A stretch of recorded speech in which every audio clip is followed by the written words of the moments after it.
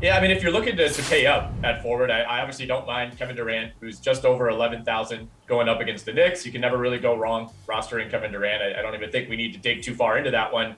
Anthony Davis been a little bit up and down. I think a lot of people have been down on Davis. That stat came out last week that he's like the worst jump shooter in the league. And that's kind of overshadowed the fact that he's still been a really good fantasy player this year, and his defensive stats are up compared to last season. I think he's in a pretty good spot tonight at 10-6 against the Kings team. Likely going to be without Rashawn Holmes again, likely going to be without Harrison Barnes. That's two starters in that front court. That means Anthony Davis probably going to be guarded by Alex Len for a decent part of this game. I think that's a matchup that you don't mind attacking if you're Anthony Davis. Gary had mentioned that Toronto-Memphis game really piques his interest, and I think Pascal Siakam at 8,500, pretty fair price. But Scotty Barnes at 7,000, 41 fantasy points against Boston in their last game, 30-plus DraftKings fantasy points in 4 straight. With OG Anunoby sidelined indefinitely, I think we're going to keep seeing a lot of nights where Scotty Barnes minutes are in that 35 to 40 range. We know Nick Nurse does not mind playing his starters big minutes.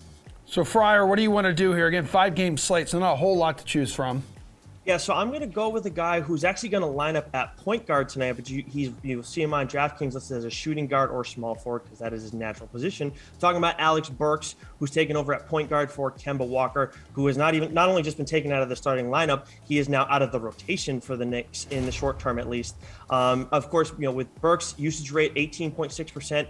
Kemba was at 21.1, yet Burks is the one that had has had two 40 DK fantasy point performances his last 5 games, and we got to expect that his usage rate is going to go up a little bit. And there are quite a few guys that have been ahead of him, but now he's playing the point, going to make a huge difference. And then, of course, when we're assessing this, you see on DraftKings, you'll see how the Nets have done against Burks' position, but he is playing out of his position tonight. We'll see how it goes. I think it's going to go fairly decently because the Nets are one of the 10 worst teams versus point guards from a fantasy perspective, and they've given up the 3rd most points per games to point guards this year.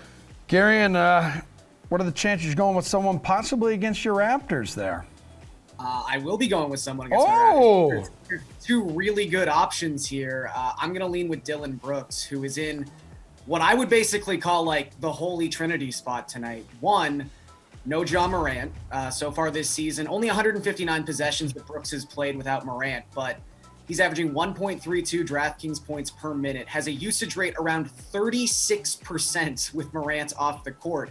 This is a guy who might not pass to like a wide open Michael Jordan in the corner. Dillon Brooks loves himself. He thinks he's the greatest player on the planet, and it's amazing. Also, I talked about the environment for this game. You've got arguably the 2 worst defensive teams in basketball in this contest. This game went way over the number the last time these 2 teams met up. Now, no Morant in this one, possibly no Gary Trent. That could obviously affect the offensive output in this game, but Memphis has hit the over in each of their past 7 games. The Raptors have hit the over in 7 of their last 9 games. There's just no defense in this contest. And then you've got the hometown narrative. Not really that Dillon Brooks even needs more of a reason to shoot, but he's a Mississauga kid. He is playing in Toronto tonight.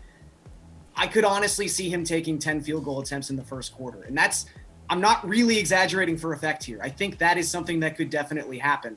So if this game stays on script, unlike Memphis's last game, Brooks in 33 minutes, usage rate over 30%, I just think he's going to be easily able to outproduce this $7,000 price tag.